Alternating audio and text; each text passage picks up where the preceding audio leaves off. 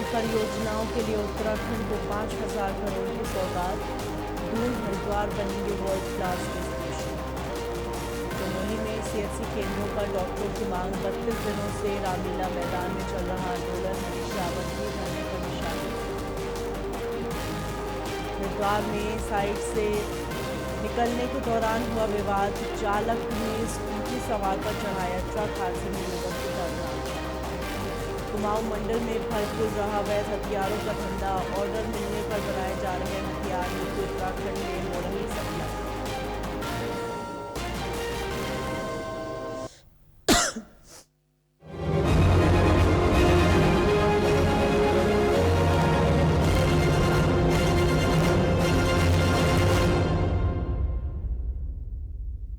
नमस्कार, स्वागत है आपका। आप देख रहे हैं उत्तराखंड लाइव। मैं हूं आपके साथ हिना।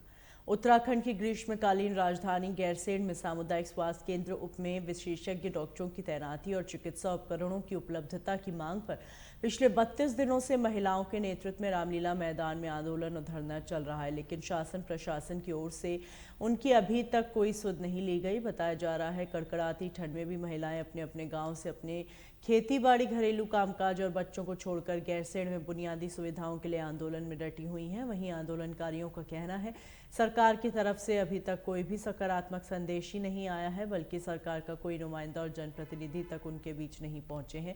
इसी बीच पूर्व मुख्यमंत्री हरीश रावत आंदोलनकारियों के बीच पहुंचे और उन्होंने लोगों की समस्याओं को सुना। उनका आज यहाँ पे जो धरना प्रदर्शन है वो 32वां दिन यहाँ पे चल रहा है, और जिसमें कि अभी तक हमारे साथ जो है कि सरकार का कोई भी आदमी यहाँ पे नहीं है, कोई भी नुमा हमारे साथ नहीं है। और आज यहाँ पे जो पूर्व मुख्यमंत्री हरीश रावत जी यहाँ पे आए थे और उन्होंने हमारी समस्याओं को सुना है और उन पे मनन किया है, और अभी देखते हैं कि हमारी बात कहाँ तक पहुँचती है। लेकिन हमारा इस मंच के माध्यम से एक निर्णय है, एक संकल्प है कि जब तक हमारी समस्याओं का समाधान नहीं हुआ है, जब तक हमारे हॉस्पिटल की दशा नहीं सुधरी है, हम तब तक इस धरना प्रदर्शन को खत्म नहीं करेंगे, बल्कि हम आगे बढ़ने का प्रयास करेंगे। हरीश रावत जी आए हैं। हमारा जो यहाँ पे 32वां दिन चल रहा है धरना प्रदर्शन का, उसमें हरीश रावत जी आए, पूर्व मुख्यमंत्री। उन्होंने आश्वासन दिया है कि वो यहाँ से जाके धामी जी से बात करेंगे और उस जो हमारे यहाँ पे हॉस्पिटल की स्थिति है उस पे सुधार लेके आएंगे, क्योंकि यहाँ पे जो हॉस्पिटल है सामुदायिक केंद्र, उसमें डॉक्टर्स की बहुत ज़्यादा कमी है। ना तो वहाँ अल्ट्रासाउंड मशीन है, ना वहाँ पे स्त्री रोग विशेषज्ञ है, ना वहाँ पे बाल रोग चिकित्सक है। एक तरफ से सिर्फ ये लगा सकते हो कि सिर्फ हॉस्पिटल का एक ढांचा खड़ा है, जहाँ पे कि कोई फैसिलिटी नहीं है। अब देखते हैं कि गवर्नमेंट इस बारे में क्या कदम उठाती है। एक्चुअली यहाँ पे हुआ ये है कि इलेक्शन के टाइम से चलता आ रहा है कि नहीं, हम लोग यहाँ की हालत को सुधारेंगे, ये करेंगे, वो करेंगे। आज 32 दिन हो चुके हैं, ना तो यहाँ पे नौटियाल जी पहुँचे हैं, जो हमारे यहाँ पे क्षेत्र के विधायक हैं, ना यहाँ पे ऊपर लेवल से कोई आया है। तो हम 32 दिन से अगर यहाँ पे बैठे हैं तो क्या हमारी आवाज़ इन लोगों तक पहुँच नहीं रही है, या पहुँचने के बावजूद भी ये लोग अनदेखा कर रहे हैं इस चीज़ को। मैं ज़्यादा न कहते हुए गवर्नमेंट से और अपने विधायक जी से ये रिक्वेस्ट करती हूँ कि यहाँ पे आइए, और जो आपने इलेक्शन से पहले अपना वादा किया था कि हम यहाँ पे रोजगार और ये हॉस्पिटल और कॉलेज, इन सब चीज़ों की स्थिति को सुधारेंगे, तो कम से कम एक हॉस्पिटल की स्थिति को सुधार कर अपना योगदान दें, ताकि हमें भी आश्वासन हो कि यार ये लोग हमारी बातें सुन रहे हैं। नहीं तो फिर आगे 5 साल में क्या होगा वो आप अच्छी तरीके से जानते हैं। Thank you. मैं ज़्यादा नहीं कह सकती। यहाँ पर हमारे स्वास्थ्य संबंध के बारे में जो आंदोलन चल रहा है, इसका मैं यहाँ पर जो नेतृत्व कर रहा हूँ, और आज हमारे समर्थन देने पहुँचे यहाँ पर पूर्व मुख्यमंत्री माननीय श्री हरीश रावत जी यहाँ पर आए और हमारे महिलाओं को यहाँ पर अपना समर्थन दिया। आज यहाँ पर कर्मी धरने पर बैठे कोठार की महिला मंगल दल की अध्यक्षा श्रीमती शशि देवी के नेतृत्व में समस्त महिला मंगल यहाँ पर जो है धरने पर बैठी हुई है। धरना को आज लगभग जो हमारा ये कर्मिक धरना है 32वां दिन इसको हो गया है, लेकिन शासन प्रशासन के द्वारा यहाँ पर कोई प्रकार की सूद नहीं ली गई है। न उन्होंने हमारी मातृशक्ति का और महिलाओं की जो समस्याएं हैं उनमें विचार किया है।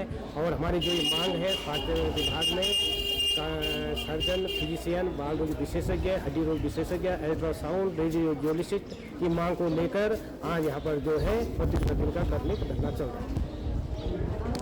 अपने आप में बहुत विनाशप्रद घटना है और ये भी बड़ी खुशी की बात है कि गैरसैंण लड़ रहा है, अपनी बुनियादी सुविधाओं के लिए लड़ रहा है। इसके लिए मैं गैरसैंण वासियों को बहुत धन्यवाद देना चाहता हूँ और ये रास्ता महिलाओं ने दिखाया, इसलिए महिलाओं को भी धन्यवाद देना चाहता हूँ। और मुकेश के नेतृत्व में, मुकेश नेगी के नेतृत्व में हम लोग जो है विधानसभा के सामने भी एक दिन धरना देंगे और गैरसैंण के हॉस्पिटल की सुविधाओं को।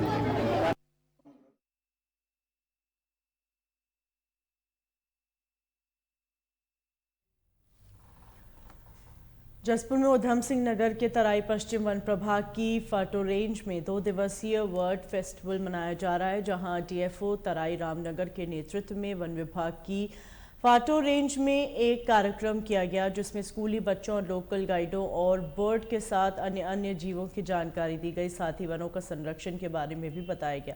वहीं कार्यक्रम में वन विभाग के आला अधिकारी समेत सभी कर्मचारी और रामनगर विधायक दीवान सिंह बिष्ट मौजूद रहे। एक सरकार ने अगर ये एक टूरिज्म जोन बनाया है तो इस जोन का मैक्सिमम फायदा स्थानीय लोगों को मिलना चाहिए। तो उसके लिए हमारा लगातार प्रयास है, स्थानीय लोगों को जोड़ने की कोशिश हो रही है। इसी क्रम में हमने आज जो हमारा ये वर्ल्ड फेस्टिवल 2 दिवसीय वर्ल्ड फेस्टिवल था, इसमें इसी क्रम में हमने आज बच्चों को इसमें शामिल करना जरूरी समझा। हमने कहा कि जो स्कूल के जो बच्चे हैं उन बच्चों को अगर हम यहाँ पे जागरूक करने में थोड़ा सा भी सफल हो गए तो ये हमारा प्रोग्राम हमेशा के लिए सफल हो जाएगा। इसके अलावा जो हमारे गाइड्स हैं उनको थोड़ा सा संदेश ये देना जरूरी था कि जो भी टूरिस्ट यहाँ पे आए वो यहाँ की अच्छी यादें लेके जाएं, और क्योंकि गाइड ही उनका पहला संपर्क उनका गाइडों का ही होता है, इसलिए गाइडों को थोड़ा सा जागरूक करना और उनको टूरिस्ट के साथ किस तरह बातचीत करनी, किस तरह का व्यवहार करना है और कैसे जो है अपने बारे में उनको बताना है, यहाँ के बारे में बताना है, इसके बारे में थोड़ा सा उनको टिप्स दिए गए।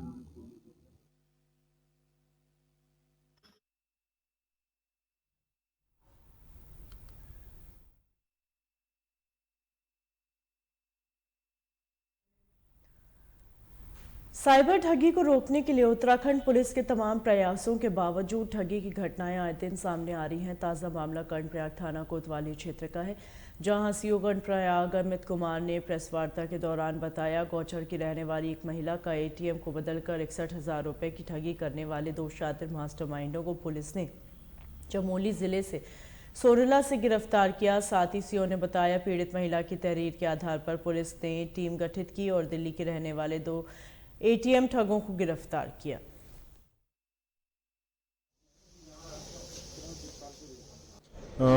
इसमें कर्णप्रयाग क्षेत्र में पीएनबी एटीएम में एक घटना घटित हुई थी, जिसमें एक महिला का एटीएम बदल के उसके एटीएम से अलग अलग जगह से पैसा निकाला गया था। तो उसमें जैसे ही थाने में सूचना है, उसमें तत्काल अभियोग पंजीकृत कर टीम का गठन किया गया। इसमें टीम द्वारा सीसीटीवी और अन्य साक्ष्य संकलन कर चेक किया गया। तो इसमें पाया गया कि 2 अभियुक्त जो दिल्ली के रहने वाले गौरव शर्मा और राहुल, इनके द्वारा इस घटना को अंजाम दिया गया है। इसमें इनकी गिरफ्तारी कर ली गई है। आज न्यायालय अभिरक्त समय इनको भेजा जा रहा है और इसमें एसपी महोदय द्वारा 2,500 इनाम की घोषणा की है।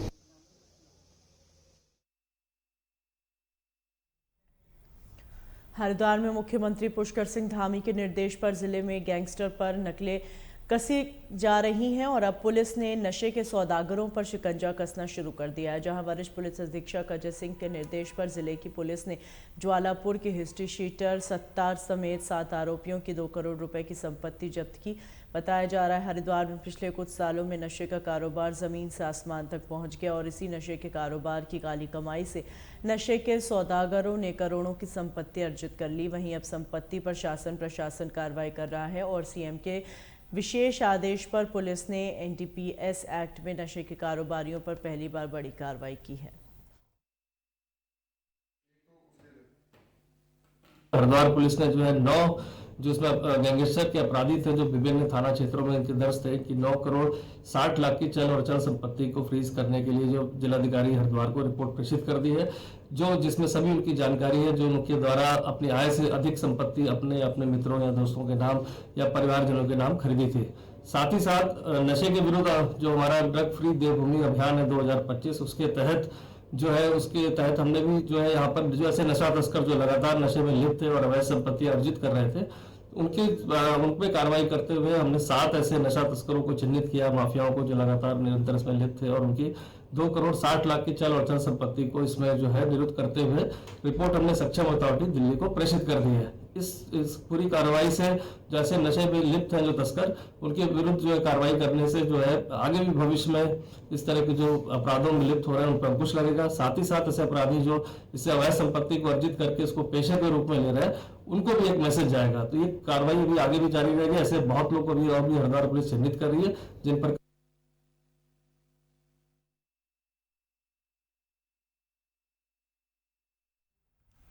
उत्तराखंड लोक सेवा आयोग द्वारा कराई गई पटवारी भर्ती परीक्षा घोटाले की जांच पूरी भी नहीं हुई कि एक और भर्ती घोटाला सामने आ गया, जहां अब की बार जेई और एई परीक्षा में धांधली का खुलासा हुआ।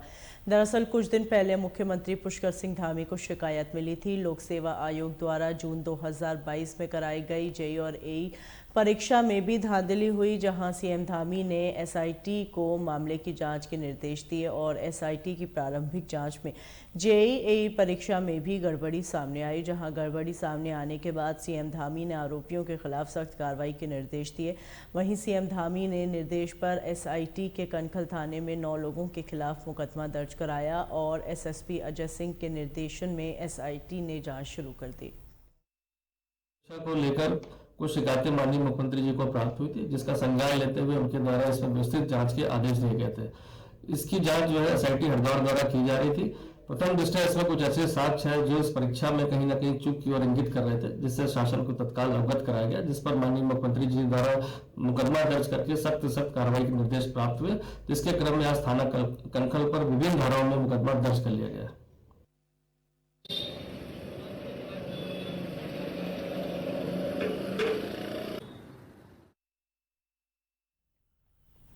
उत्तर प्रदेश सिंचाई विभाग द्वारा बैरागी कैंप में बैरागी अखाड़ों द्वारा किए गए अतिक्रमण पर बुलडोजर चलाया गया था। इसको लेकर बैरागी अखाड़े के साधु संत 1 दिवसीय धरने पर बैठे, जहां संतों ने आरोप लगाया उत्तराखंड हाईकोर्ट द्वारा स्टे देने के बावजूद भी उत्तर प्रदेश सिंचाई विभाग द्वारा बुलडोजर की कार्रवाई की गई। साथ ही साधु संतों ने उत्तर प्रदेश सिंचाई विभाग को 13 तारीख तक का समय दिया। बुलडोजर से तोड़े गए गेट को दोबारा से बनवाया जाए, नहीं तो साधु संतों ने अनशन पर बैठने की बात कही।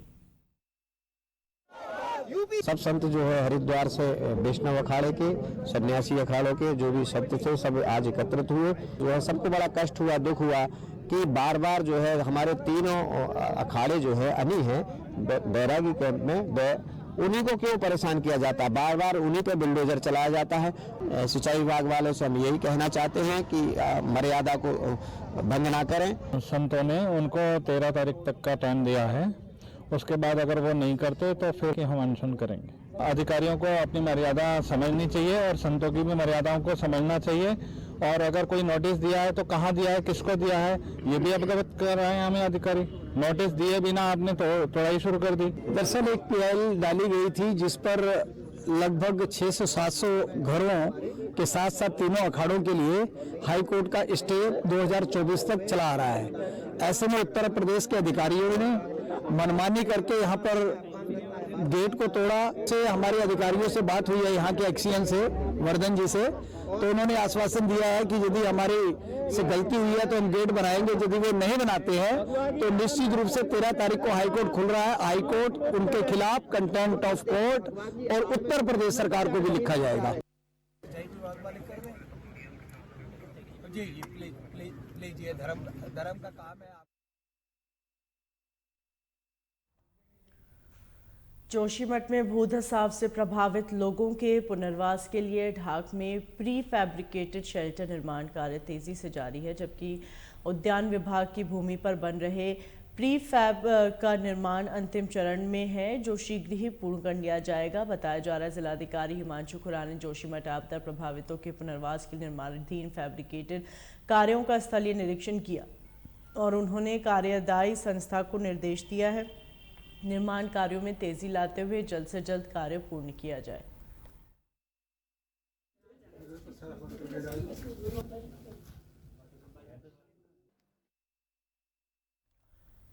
हल्द्वानी में राज्य स्तरीय हॉकी प्रतियोगिता का शुभारंभ हो गया, जिसका कुमाऊं कमिश्नर दीपक रावत ने मिनी स्टेडियम में शुभारंभ करते हुए राज्य के विभिन्न जिलों से आई हॉकी की टीमों को शुभकामनाएं दी। साथ ही एक बेस्ट गोलकीपर को अपनी तरफ से सम्मानित करने की घोषणा भी की।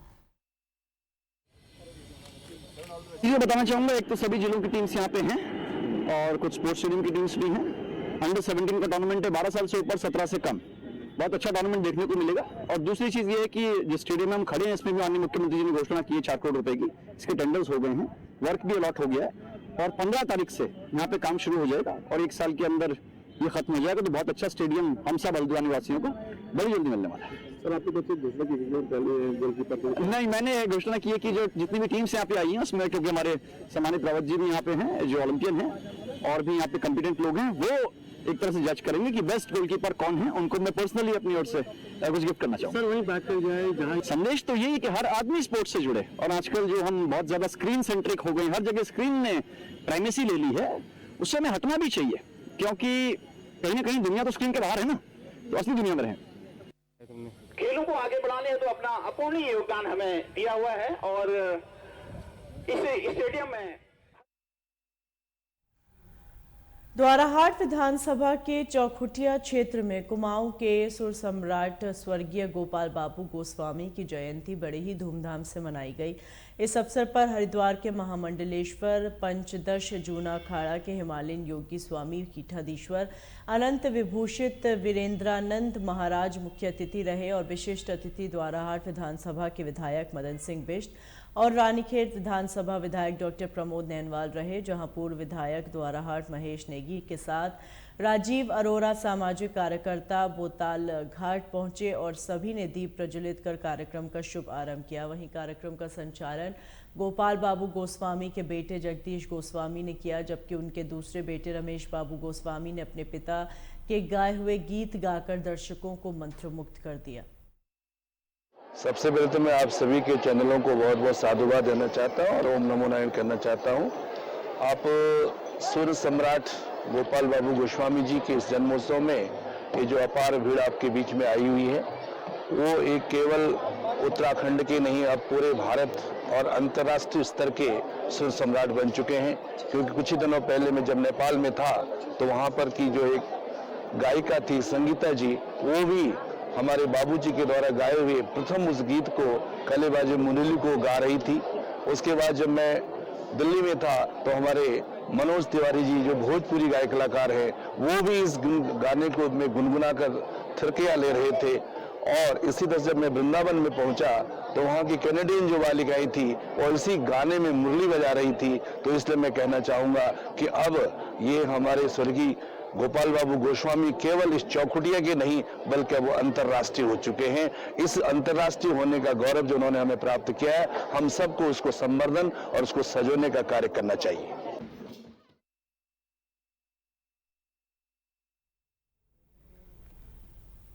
इन्हीं खबरों के साथ बुलेटिन में फिलहाल इतना ही। दीजिए इजाजत।